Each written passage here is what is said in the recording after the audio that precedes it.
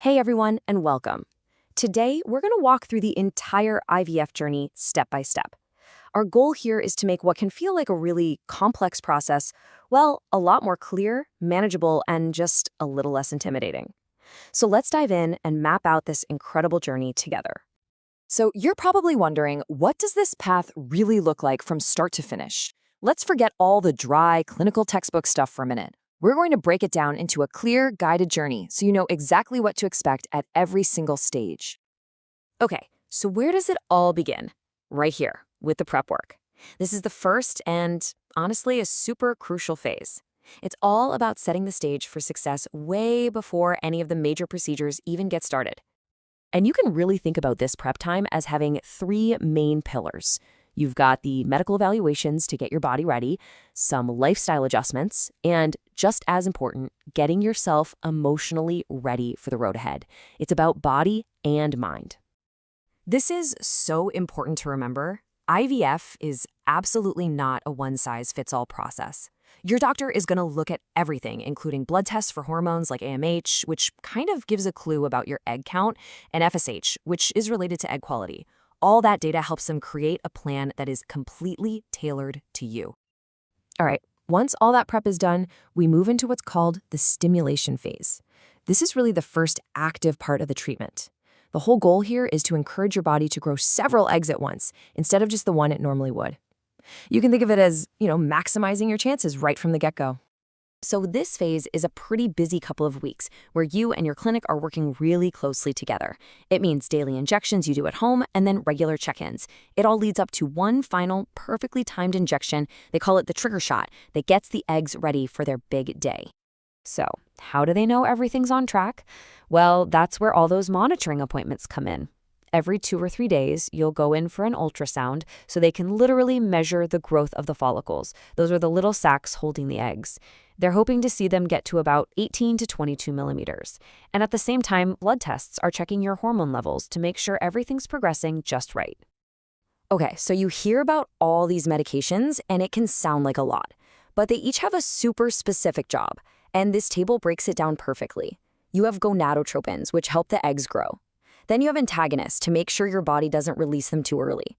And finally, that all-important trigger shot to get them perfectly mature right in time for retrieval. See? A perfect little orchestra.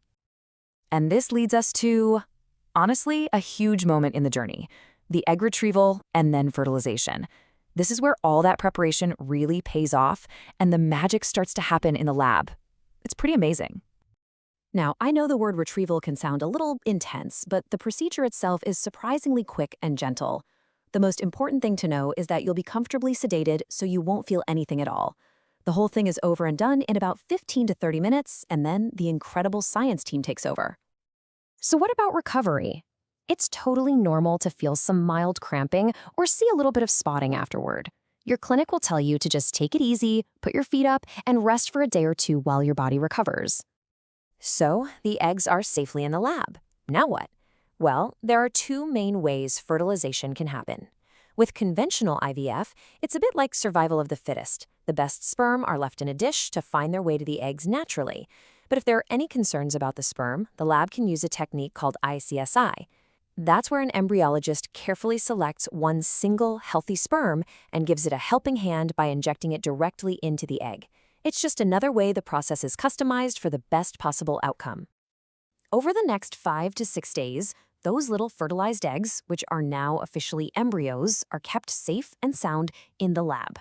The big goal? For them to reach a really critical milestone and become a blastocyst. Reaching this more advanced stage is a fantastic sign because these more developed embryos have a much higher chance of implanting and becoming a successful pregnancy. Which brings us to the very last step that happens at the clinic, the embryo transfer. This is such a gentle, hopeful moment. For so many people, it's a really emotional time. It's the culmination of everything you've been working towards. And can you believe it? 5 to 10 minutes, that's it. So many people are shocked by how incredibly fast and straightforward the transfer is. Most people say the sensation is a lot like a routine pap smear. Seriously, the key word here is gentle. They use this tiny, super flexible catheter and an ultrasound on your belly to guide it, so the whole thing is completely painless.